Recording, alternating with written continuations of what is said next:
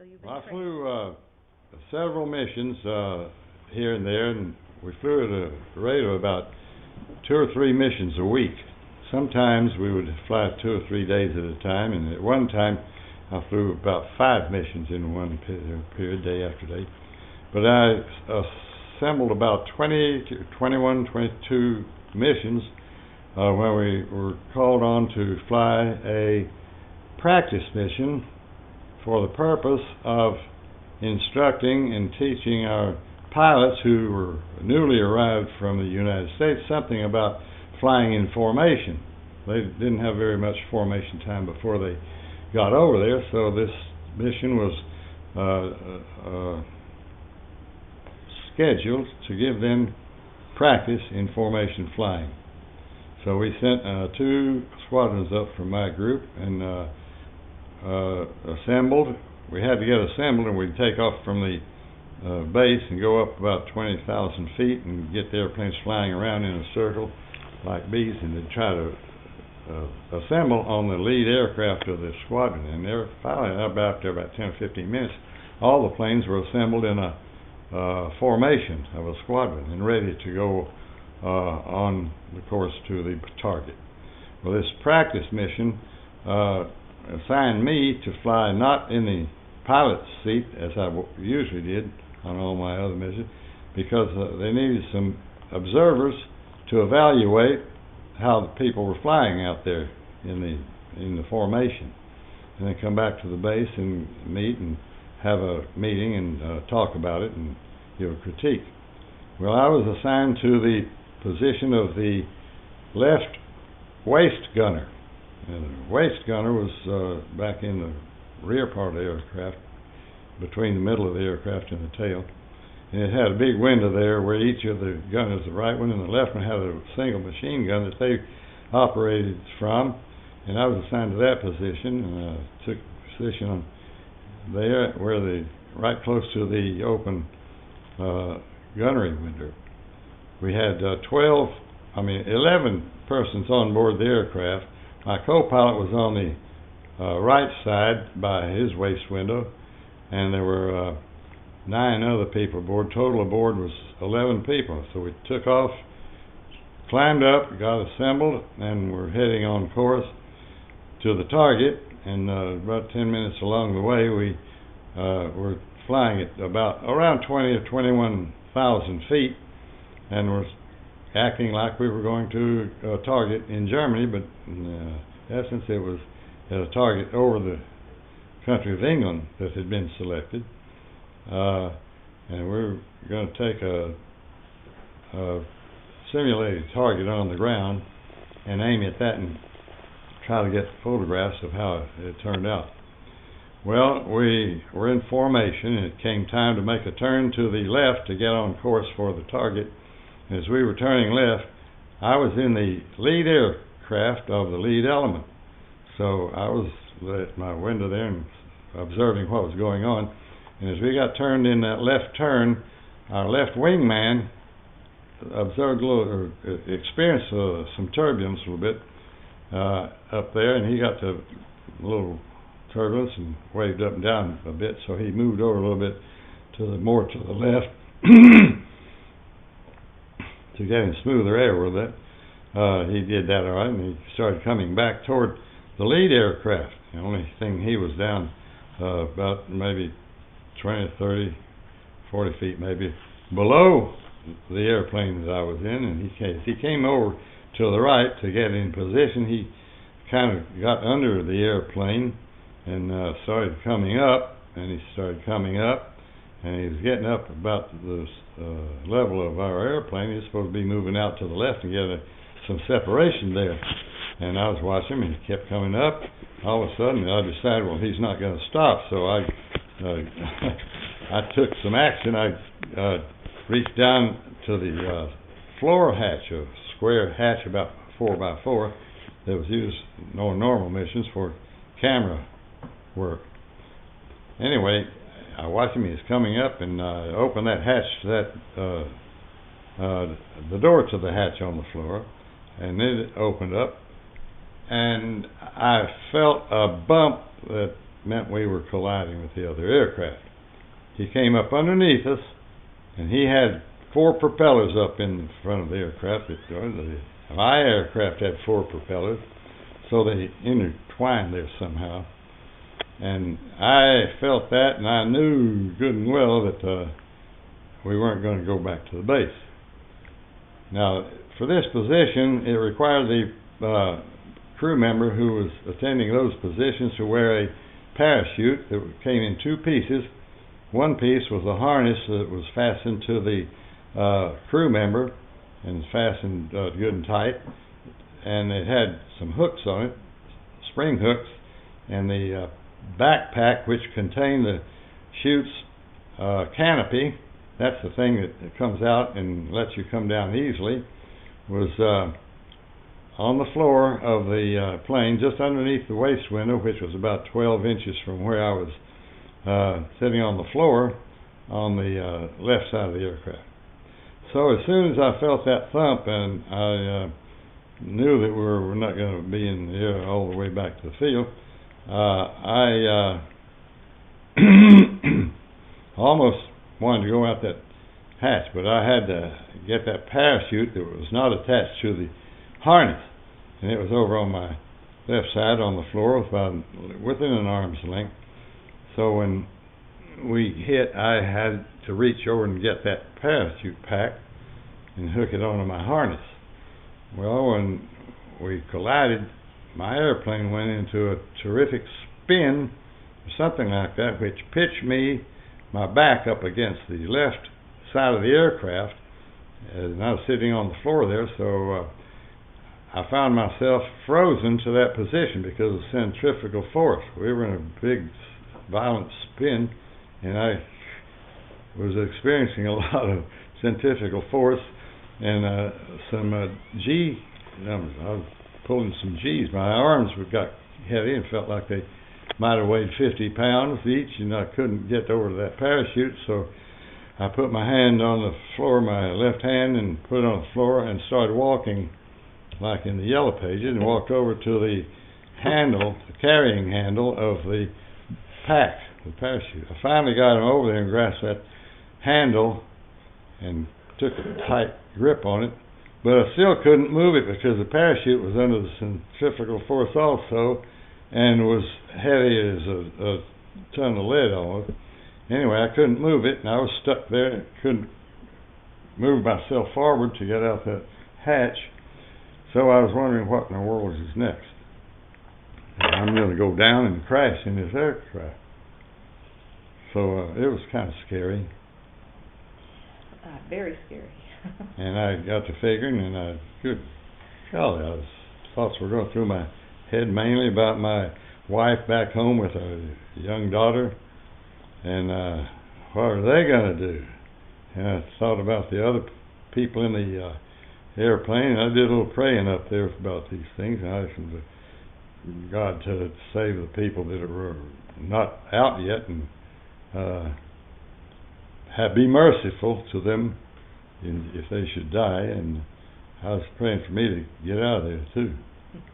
And while I was in that situation, I almost had made my mind up that this is the curtains for me. So all of a sudden, boom! Here comes the airplane tail flying off that away. Right here, the whole fuselage broke in two. Right next a clean break, and it went off, and I had the whole big hole of the fuselage out there in open air, great big space. And at that time, when the tail separated from the fuselage, it changed that spin that I was in. And it didn't spin like that. The airplane took a different kind of position, and it wasn't spinning all that. And it became, we were like falling, and we had no weight. We were weightless coming down, dropping in the air. I had my parachute on, and it didn't weigh anything. My arms were free to do what they wanted, and I was in a hurry to get out of there if I could.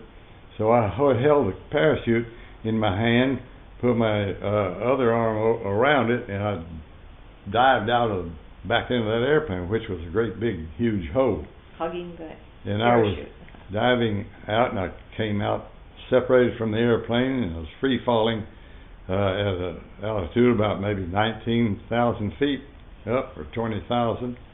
And I had this parachute in my hand. Now I had to be careful what I did with it, because the least little misstep would have separated me and the parachute, and then it would be curtains for me. Yeah. But I took the parachute and I could wave it up and down and around, so it wasn't hard to maneuver it to the place where I attached it to my harness. So I had those rings on the parachute there, those rings that fit in the snap harness on my harness, and I snapped the rings into the hooks, and I worked them up and down, shook them around there to make sure that they made a good contact, and they did. So I grasped the parachute's D-ring, which releases the chute. I yanked it, and it pulled some pins out of some little holes in the air in the parachute, and the springs under there, they exploded outward and opened the pilot chute, which was about 3 feet across, and it came out and it hit that slipstream that we were in. The wind caught it and pulled the big chute out of the pack, and it opened up, and I stopped my Thank fall. Goodness. Yeah.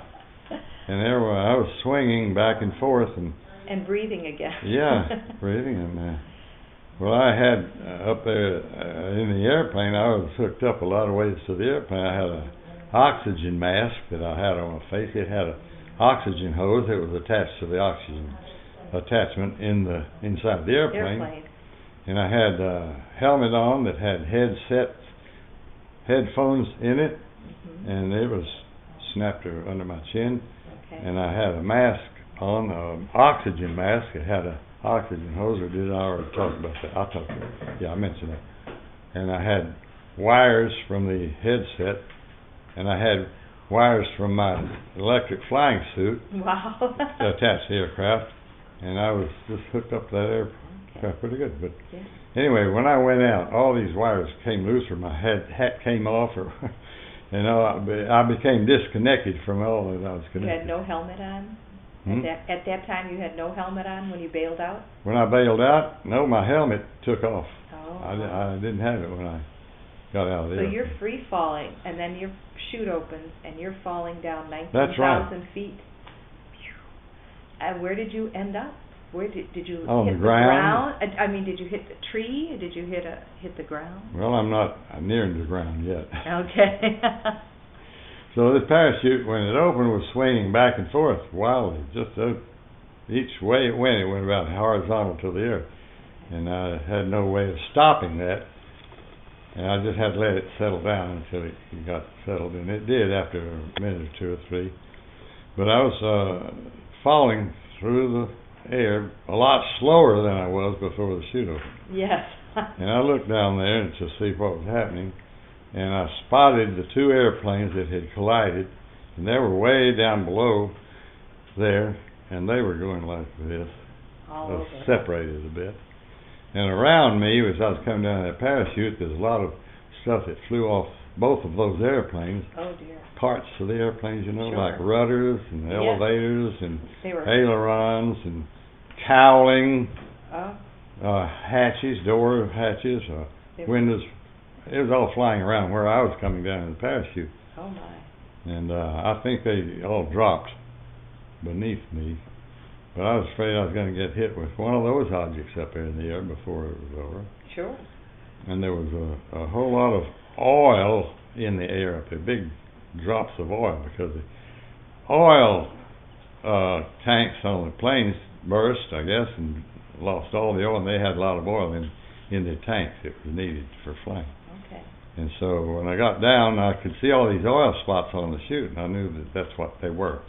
Wow. So as I came down, I was getting lower and lower and lower, of course, and I saw some trees down there and some open fields, and I was trying to aim for an open field, not a tree. Yeah. So I got lower and lower. I could see where I was coming down. It looked like I was probably going to be not in the trees, and I breathed a sigh of relief there.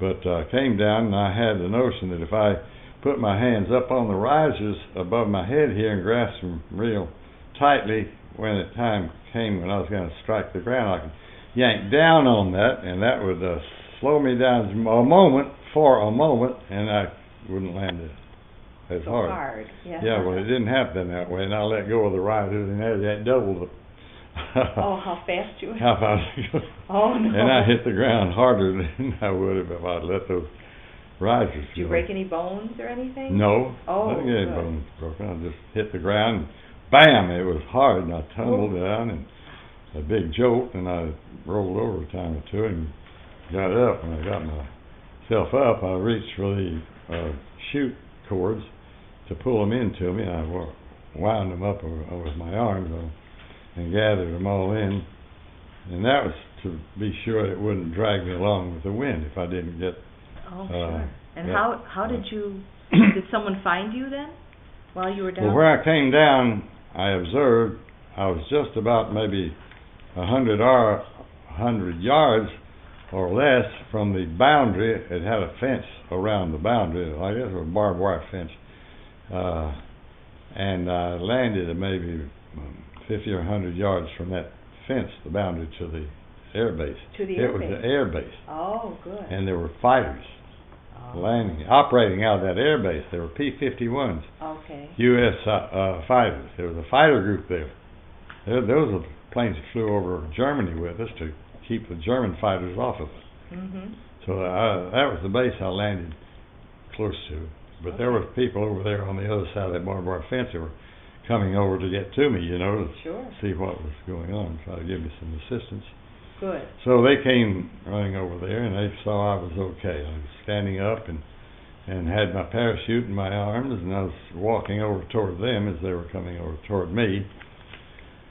And I noticed I had one of those big boots that I wore on my feet in the airplane. One of them was not there. Oh. It had come off as I bailed out, like some of the other equipment I had on Wow. attached to the airplane. You had one boot. Yeah, I had one boot, and I walked in with only one boot.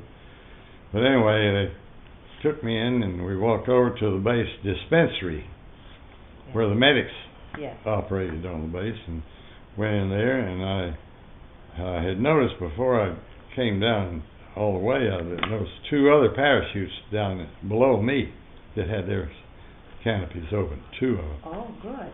And we got into the dispensary and met the three guys that were in the other airplane. Oh. And that's all. That's all out of the 11 from your plane? Yes. You're the only one who made it? Yes. And 3 from the other plane? How many from the other plane? You said 3? There were 3 got out of that one. Okay. But I saw 2 chutes. Okay. I didn't know until I got into the dispensary there and saw the other people that 3 of them in the other airplane Wow. got out, and there was none other from my airplane. Wow. So that's the way it ended up. Very There were 3 in the other one, and there were 9 aboard that one. So it was 6 there when it crashed. In mine, there was 10 left So on board 16 men lost. there. Yeah. That's a sad thing. Yes. And that, when was that? What day was that? That was what was the date? 16. 16th of September. In 1944. 44.